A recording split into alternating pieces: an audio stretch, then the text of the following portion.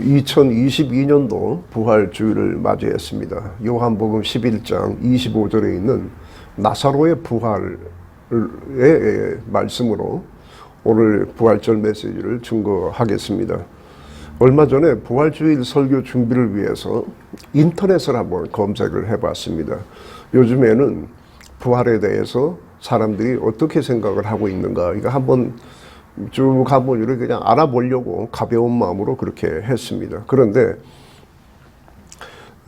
검색창에 부활이라고 입력을 했더니 제가 기대하는 부활에 대한 이야기는 거의 없고, 아마 저 뒤쪽으로 조회수 같은 것이 좀 적으니까 저 뒤쪽으로 밀려났겠죠. 가장 앞에 뜨는 것이 우리나라 지금 현재 음악 그룹인 부활, 거기에 대한 얘기만 쭉 뜨는 걸 봤습니다. 부활의 신곡이 뭐가 나왔고, 부활의 리더 누군가가 어떻게 했고, 이런 얘기들만 쭉 이렇게 나와 있었습니다. 이런 것을 보면 세상은 예수 부활에 대해서 말은 하면서도, 관심은 있으면서도 그다지 그렇게 알려고 하지 않는구나 하는 생각을 했습니다. 예수님의 부활이 사실이라면 이것은 보통 문제가 아닌 겁니다. 누구도 피해갈 수 없고 누구도 정확하게 가르쳐주지 않는 것, 바로 이 죽음에 대해서 명확한 답이 주어진 것은 예수 그리스도의 부활입니다. 그렇기 때문에 이것은 보통 일이 아닌 겁니다. 부활이 사실이라면 죽음은 그렇게 두려워할 만한 것도 아니고 어둡고 컴컴한 것도 아닙니다. 부활이 사실이라면 죽음은 부활로 연결되는 현관 정도에 지나지 않는 것입니다. 부활은 누구에게 주어지는 것인가? 일부 사람에게 주어지는 것인가? 아니면 전부 다 주어지는 것인가? 그리고 부활 이후의 삶은 어떤 것인가? 등등에 대해서 답이 주님의 부활 안에 다 들어 있습니다. 함축적으로 들어 있습니다. 부활이 없다면 죽음은 어떤 식으로 설명이 되든지 간에 굉장히 절망적인 것입니다. 죽음을 삶의 일부로 보고 누구나 다 죽는 것이다 라고 하는 식으로 아주 초월적인 표현을 한다고 해도 마찬가지입니다. 그래서 이것저것 생각하기가 어려우니까 그냥 아무 생각 없이 살다가 그때 되면 그때 가서 보자, 이런 것이 대부분 사람들의 생각인 것 같습니다. 부활에 대한 사람들의 생각은 크게 두 가지입니다. 하나는 부활을 종교가 만들어낸 황당무계한 희망일 뿐이다 라고 생각하는 사람들이 있습니다. 그렇다고 해서 부활이 없다고는 말하지 않습니다. 그냥 있었으면 좋겠다는 생각이지만은 자신들의 경험상 이런 것들을 증명할 수가 없기 때문에 아예 생각의 범위 바깥에 두고 버리는 것입니다. 또 하나는 봄, 여름, 가을, 겨울이 있듯이 이러한 자연현상으로 비추어 볼 때에 부활은 나름대로의 근거가 있는 생각이다라고 여기는 것입니다. 그러나 그것을 통해서 어떤 이론을 만들었다 하더라도 그것을 전적으로 신뢰하는 사람은 거의 없을 것입니다. 그럼에도 불구하고 사람들은 부활에 대해서 막연한 기대는 하고 있습니다. 이집트의 미라, 또 세계 곳곳에서 발견되는 고대 유적들은 그것을 다 반영하고 있습니다. 성경의 배경이 되는 팔레스타인의 주변에 고대 중동 지방과 이집트에서 발굴된 많은 문서들이 있습니다. 그 중에 메소포타미아의 탐무스 신화라고 하는 것이 있습니다. 여러분께서 기회가 되면 담무스 혹은 탐무스, 영어로 TAMUS입니다. UG입니다. UZ라고 하는 UZ, 탐무즈라고 하는 겁니다. 이렇게 한번 찾아보시길 바랍니다. 이것은 이집트의 고대 신화인 오시리스 신화와 그리스의 아도니스 신화, 이것과 신들의 이름만 다르지 내용이 거의 똑같습니다. 그리고 북이스라엘에서 고질적으로 선지자들에게 지적을 많이 받았던 바알, 그 내용도 담무스 신화와 거의 똑같습니다. 이 담무스 신화의 핵심은 이런 겁니다. 담무스가 죽었다가 다시 살아나는 이야기입니다. 예, 뭐 이것이 아주 굉장히 드라마틱하게 이렇게 되어 있습니다.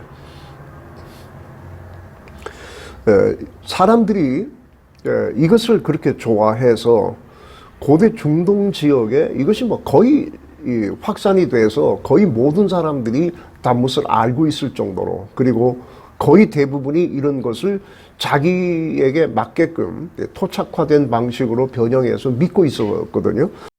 이런 것을 보면 사람들은 이 부활뿐만 아니라 그 부활이 의미하는 다산, 그리고 풍요, 이것에 대해서 많은 관심을 가지고 있다고 하는 것을 알 수가 있습니다. 유대인들 중에서도 바리새파 사람들은 부활을 믿었습니다. 사두개파들은 이런 것을 다 미신으로 여겼습니다. 부활을 믿는다고 하는 바리새인들도 마지막 때에는 사람들이 부활한다고 하는 것을 믿었지만은 어떻게 부활하는지, 그 성격이 무엇인지에 대해서는 정확하게 알지 못한 것 같습니다. 그들의 가르침 중에는 그런 것이 별로 없습니다.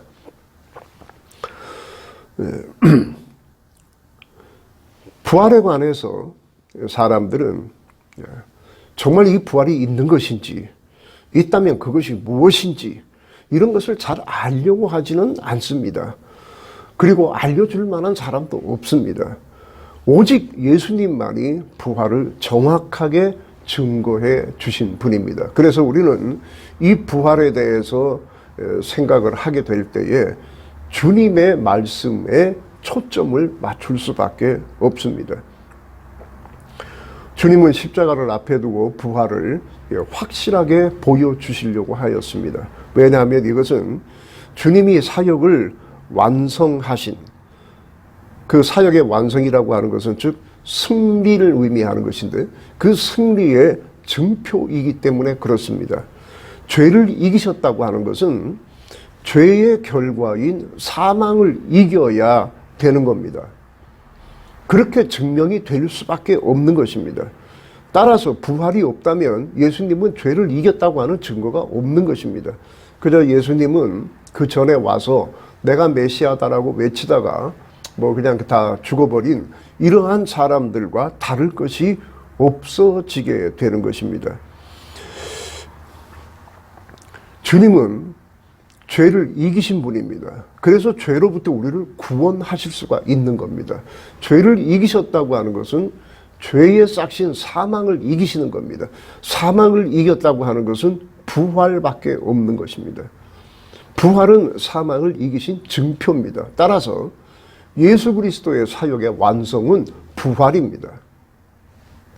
그런데도 예수를 믿는다고 하고 예수의 정신을 따른다고 하고 나는 예수님이 좋다고 하고 뭐 이렇게 하면서도 예수 그리스도의 부활에 대해서는 입을 다물어 버린다면 그것은 예수를 믿는 게 아닙니다. 그저 예수님의 말씀과 행동 가운데서 자신이 좋게 여기는 몇 가지를 빼서 그분을 본받는다는 정도의 생각밖에는 되지 않는 것입니다. 복음서에서 예수를 믿으라 이렇게 말하는 것은 그것을 말하는 것이 아닙니다. 주님께서 부활하셔서 죄로부터 승리하신 증표를 우리들에게 보여주신 것이 사실이라면 죄 가운데서 건짐을 받은 우리도 부활하는 것이 분명합니다. 논리적으로 그것은 전혀 모순이 없는 것이고 그래서 우리에게 부활을 보여주시는 것입니다. 예수님은 이를 위해서 나사로의 부활을 먼저 보여주셨습니다.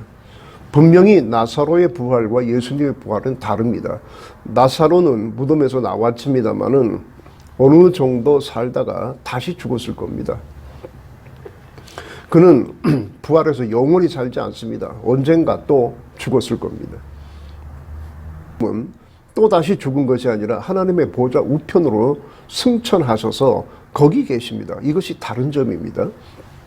그러나 주님이 이렇게 하신 것은 부활이라고 하는 것은 자연현상이 아니라 주님께서 주시는 것이다. 내가 부활이요 내가 생명이다 라고 하는 것을 보여주시기 위한 것입니다. 그래서 나사로가 병들었을 때에 속히 달려오신 것이 아니라 그가 죽을 때까지 기다렸다가 죽은 후에 그에게 오셨습니다. 그것도 나흘이 지나서 육신이 부패하기 시작했을 때 오셔서 일부러 무덤의 문을 열고 배로 칭칭 감아 염을 한 그 시신을 밖으로 불러내신 것입니다. 요한복음 11장 44절에는 죽은 자가 수족을 배로 동인 채로 나오는데 그 얼굴은 수건으로 쌓였더라. 즉 염했던 그 모습 그대로 나왔다는 것입니다. 아주 생생하게 전하고 있습니다. 여러분 여기서 잠깐 제가 예수님의 말씀 중에 나는 이다 라고 하는 이 말씀에 대해서 좀 언급을 하고 가겠습니다. 나는 무엇이다. 나는 이다.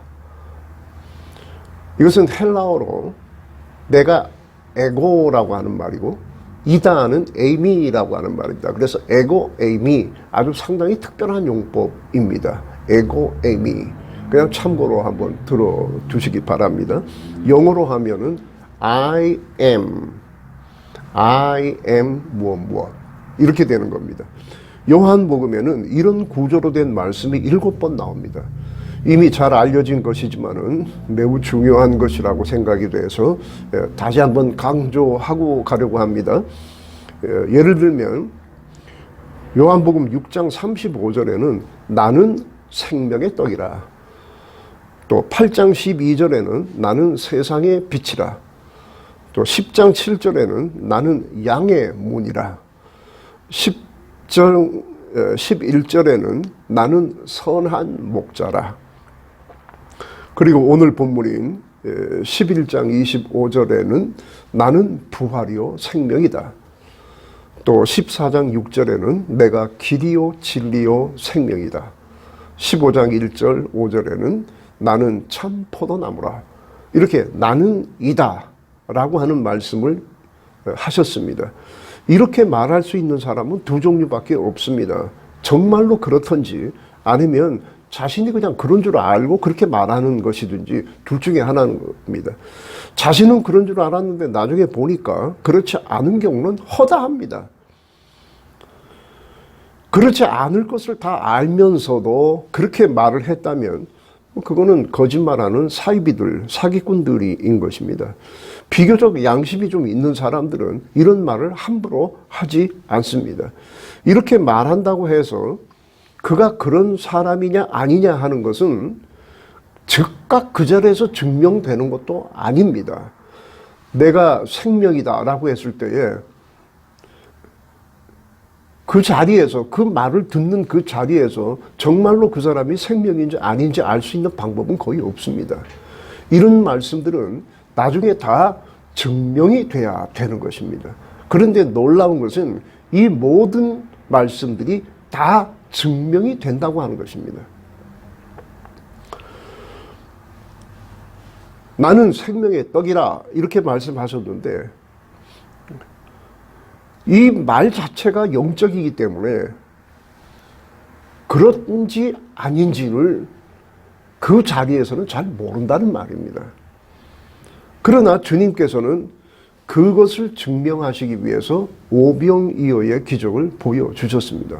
물론 오병이어의 기적을 본 사람들 중에도 그것이 주님이 생명의 떡이다라고 하는 사실을 보여주신 것이다 라고 생각한 사람은 그렇게 많지 않았습니다. 세상의 빛이다, 내가 길이고 진리요 생명이다. 이것은 그 자리에서는 증명되는 것이 아니지만은 반드시 주님께서는 이것을 증명하셨습니다. 나는 부활이요 생명이다. 이렇게 말씀만 하셨다면 그걸 믿어야 됩니까? 말아야 됩니까? 그러나 이렇게 말씀하신 이후에 나사로를 통해서 명백하게 그것을 증거하셨습니다.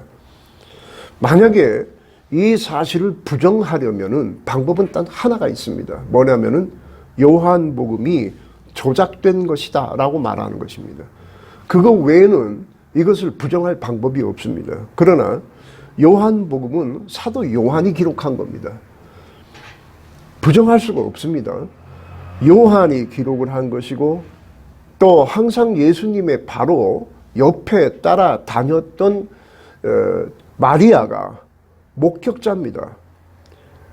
11장 2절에 예수님의 발에 비싼 향유를 부었던 바로 그 사람이 마리아입니다. 그 죽은 사람의 동생입니다. 그는 예수님 승천하실 때도 그 자리에 있었고 무덤에서 나오실 때도 그 자리에 있었던 사람이고 그 후에 교회의 중요한 봉사를 담당했던 사람입니다. 그리고 45절에 보면 이것을 본 많은 유대인들이 믿었다라고 되어 있습니다. 많은 유대인이 그것을 보았습니다. 여러분, 이 안에는 예수님을 존경해서 예수님께 구원을 의탁하기 위해서 온 사람도 있지만은 예수님께 흠을 잡으려고 파견된 정보원들도 있다고 하는 사실을 기억해 두시기를 바랍니다. 12장 9절에는 유대인의 큰 무리가 예수께서 거기 계신 줄 알고 오니 이는 예수님만 보려고 한 것이 아니라 나사로를 보려고 함이었더라 그랬습니다. 그러니까 많은 증인들을 통해서 한두 사람의 증인이 아니라 굉장히 많은 증인을 통해서 이 얘기가 벌써 나갔다는 얘기고 사람들이 그 나사로를 보러 왔습니다. 어제 그저께 무덤에서 배로 동인 채로 나온 그 나사로의 실물을 보러 왔다는 것이고 그것을 봤다는 것입니다. 그래서 12장 10절에는 대제사장들이 나사로까지 죽이려고 했습니다. 왜냐하면 나사로 때문에 많은 유대인이 믿었기 때문이라 이렇게 성경이 말하고 있습니다. 만약에 이 나사로의 부활이라고 하는 것이 거짓이거나 아니면 증명할 수 없는 일이었다면은 유대인 지도자들이 그 이야기의 허구성을 증명하면 될 일입니다. 이것은 그렇게 어려운 일이 아니고 유대인 지도자들은 바보가 아닙니다.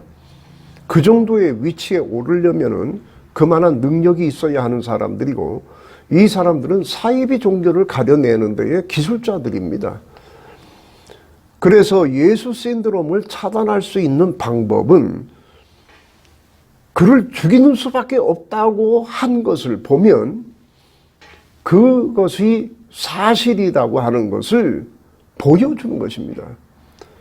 거짓이라면 거짓 증거를 내면 되는 것이고 이것이 조작된 것이다라고 하면 되는 것인데 그렇게 할 수 있는 방법이 없었기 때문에 예수를 죽이려고 한 것입니다. 나사로까지 죽이려고 한 겁니다.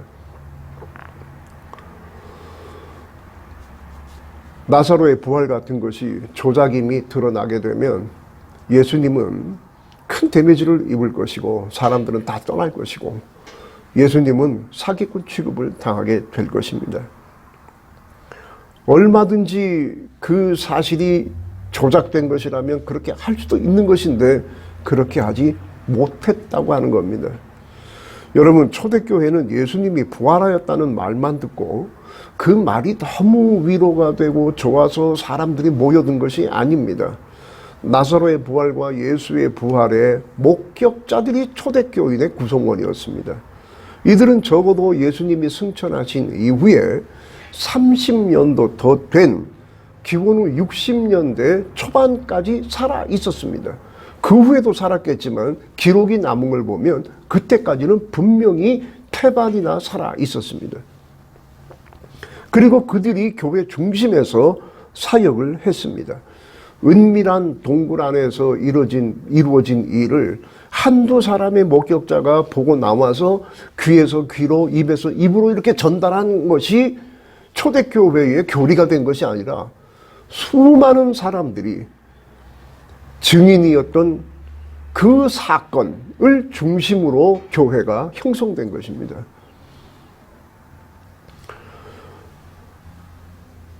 주님이 내가 부활이요 생명이다 라고 선언만 자꾸 반복을 하셨다면 지금까지도 우리는 그냥 그런가 보다 이렇게 생각을 하고 넘어갈 수도 있습니다. 그런데 상상도 할 수 없는 나사로의 부활이라고 하는 사건으로 주님이 부활이요 생명이신 것을 증명하셨습니다.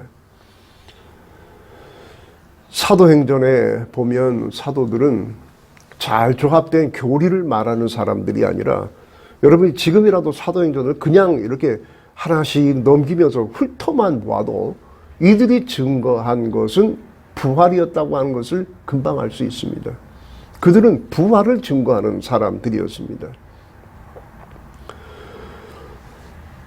주님이 부활이다, 나는 생명이다 라고 말씀하신 것은 조금 아까 말씀드린 대로 이것은 자연이 어떻게 하다가 이루어지는 것이 아니라 내가 주는 것이다, 그런 말이거든요. 이 진술이 진리라고 한다면 주님께서 하신 다른 말씀들, 나는 이다 라고 하는 구조 속에 들어있는 다른 말씀도 다 진리인 것입니다. 주님께서 세상에 비치신 것도 진리가 되는 것입니다. 내가 곧 길이요 생명이다, 진리요 생명이다 라고 말씀하신 것도 여러 가지 방식을 통해서 확인할 수 있는 것입니다만은 예수께서 부활이요 생명이시라고 하는 것을 증명하신 사실 하나만으로도 그것 역시 진리라고 하는 것을 우리는 금방 알 수가 있습니다. 죽음에서 사람을 부활하게 하시는 분이, 그분이 진리고 생명이고 길인 것이지 뭐가 길이고 진리고 생명이겠습니까? 주님께서는 이렇게 말씀하셨습니다. 오늘 본문에 보면 나는 부활이요 생명이다 라고 하는 말만 하신 것이 아니라 그 뒤에 나를 믿는 자는 죽어도 살겠고 살아서 믿는 자는 영원히 죽지 아니하시리라, 이렇게 말씀을 하셨습니다. 부활은 죽음 이후의 문제만은 아닙니다. 살아있는 자에게도 부활의 능력은 역사합니다. 죽음의 세력은 살아있는 우리에게 끊임없이 역사합니다. 그래서 자꾸 죽음으로 몰고 갑니다. 그러나 주님을 믿는 자는, 그리고 주님의 능력으로 살게 되면 그 능력은 잠시도 우리를 떠나지 않습니다. 죽음은 계속해서 우리를 죽음으로 몰아가겠지만은 죽음을 이기시는 하나님의 더 강한 능력이 우리를 생명으로 계속해서 몰아가실 겁니다. 그래서 마침내 우리는 승리하게 될 것입니다. 주님의 능력은 짧은 동안도, 짧은 기간도 우리를 그냥 죽어가도록 방치하시는 법이 없을 겁니다. 우리가 잠들어 있는 동안에도 이 능력은 우리에게 끊임없이 역사하셔서 죽음의 세력을 막아주실 뿐만 아니라 그것을 이기게 하시고 날마다 새롭게 해 주실 것입니다. 그리고 세상의 삶이 다해서 무덤으로 들어가는 날이 오겠지만 그 무덤은 예수를 믿는 자를 가두어 둘 수가 없습니다. 예수께서 무덤에서 나오신 것처럼, 나사로가 무덤에서 나온 것처럼 우리 역시 그 무덤에서 나오게 됩니다. 이러한 일들은 오늘 본문 말씀이 말씀하시는 것처럼 믿는 자에게 모두 일어나는 일입니다. 믿는 자에게. 아무런 관심도 없고 믿지 아니하는 자에게 이러한 복이 주어진다고는 아무도 말하고 있지 않습니다. 모릅니다. 그것은 어떻게 될지 누구도 말할 수 없습니다. 그러나 분명한 것은 믿는 자에게 이러한 일은 나타날 것이라고 말씀을 하십니다. 이 믿음 주심을 감사하시고 여러분 안에서 지금도 약동하고 있는 이 부활의 능력을 힘입어서 능력 있고 가치 있게 살아가기를 기원합니다.